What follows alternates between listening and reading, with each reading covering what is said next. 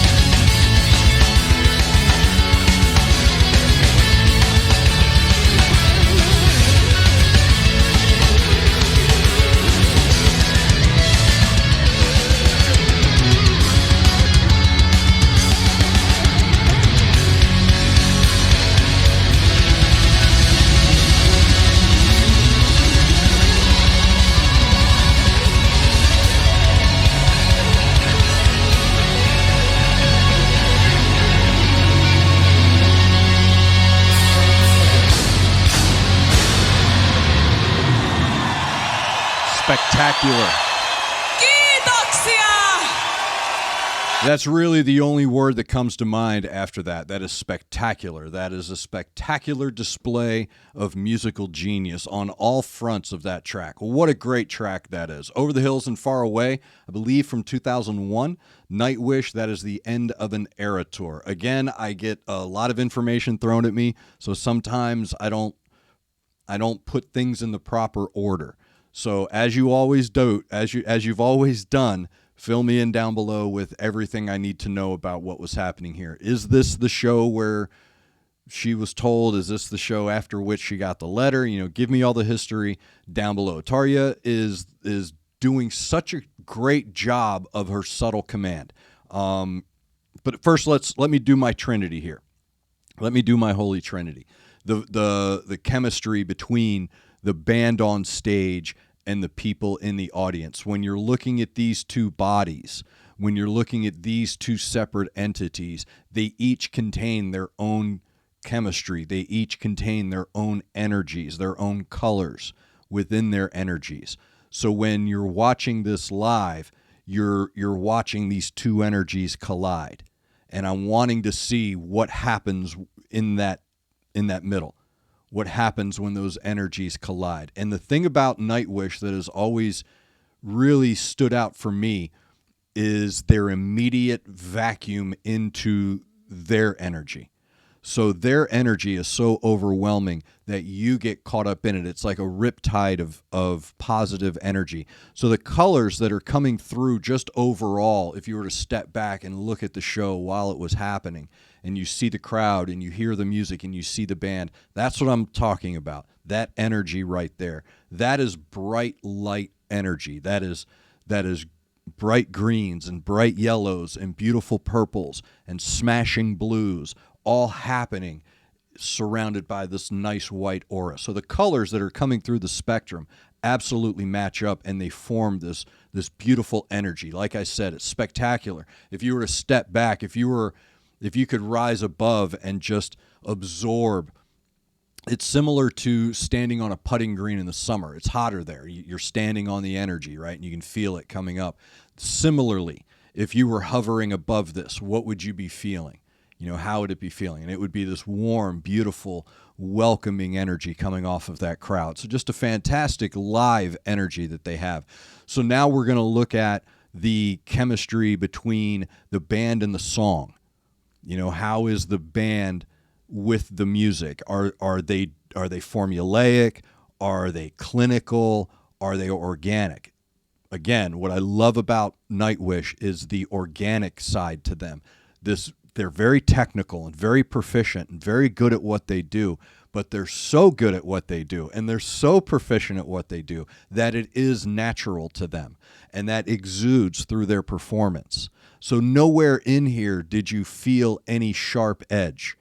There was no sharp edge in any transitions that were happening. And this song had a lot of transitions musically. There were a lot of changes and shifts throughout the song musically, and nothing had a drop, even though they did.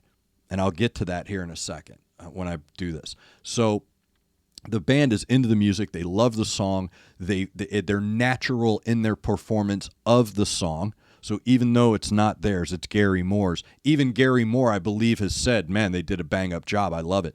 So they obviously love the material enough to where they found a natural groove in it. So now we talk about the band among themselves. How is the band in their performance with each other? If the crowd weren't there, if the lights weren't there, what would this be? So that's the third part of this Holy Trinity I look for in bands. Again, these people love what they do, regardless of the drama that's happening around it. And here's the glory of performing. And I found this as doing stand-up, that you would be in a club and you'd be working with another comedian, you're on the road with them for weeks on end, and you're going to have tension. But one thing true performers really focus on is, that's my release. This is my release right here. This is my avenue of exhaustion.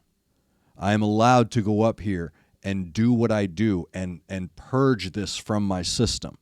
so that when I leave here, I'm so exhausted, I've torn everything open and I've poured everything into this to the point of whatever happened prior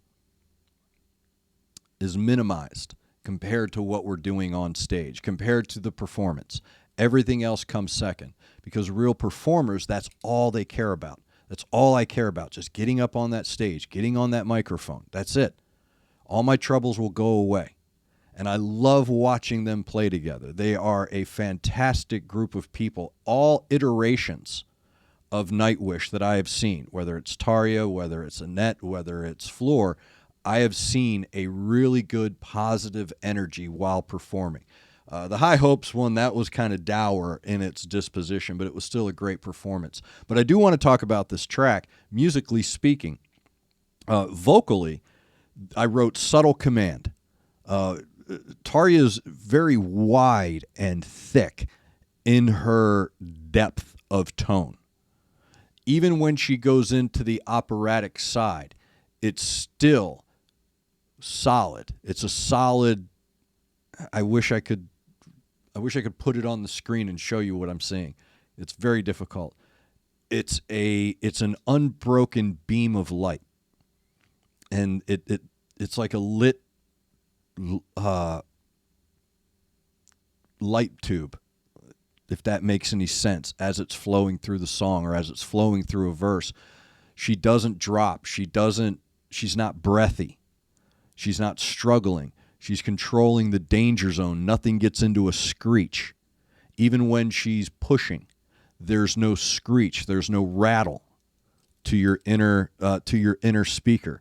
The tweeters in your ear aren't shaking, right? And that's what you're talking about. You're sure she is able to control the modulation at volume and key. So there's a lot going on with her vocals here. And there's a couple of notes she hit where you could even hear her control a tremolo. You can hear her in the middle of it while pushing, while standing on it, while absolutely holding that note and pushing every ounce of her instrument. She still drops in that nice little tremolo. It's a beautiful thing to hear, and it's very subtle, and that's why I wrote Subtle Command. Because unlike other singers, she has a different disposition in her control of the moment. Her voice controls, but so does her body. She moves in a very waifish manner. She doesn't move in a dominating manner. She doesn't move and I'm sure she does in other performances. I'm talking about this one. She was very lilt in her presence, but that presence was still dominating. So I find that so unique and such a wonderful talent to be able to do that, to come out with a demure innocence and then completely own that space. It's just brilliant. So let's talk about the music and the band that's going on around her. What I wrote down was 3 times 2 equals 1. It's going to make sense. It's Common Core. For those of you parents out there, it makes sense. 3 times 2 equals 1. I hope I get this right. What I heard and what I saw is harmonies. And I'm talking about harmonies here. 3 harmonies times 2 people involved in the harmony equal 1 beautiful song. That's the math. So you have 6 harmonies, each one harmonizing with only one other. So now you have 3 harmonies. And these 3 harmonies are combining to form the song. So you have Yuka and Marco. The drum and the bass are that foundation. Okay, that impetus, if you will, the heartbeat of this song. So they need to harmonize. They're building bridges with each other. They're changing time with each other. They're shifting with each other. They're reading off of each other and finding the cues to make these transitions and changes. So they're harmonizing in that, the drums and the bass. So there's one. Tarja is harmonizing with Tuomas. So when she stops, he starts. His vocals are those keys. So you have these two harmonizing. There's two. This is the best part. The third harmonizing is Empu harmonizing with himself because he's harmonizing his rhythm and lead at the same time.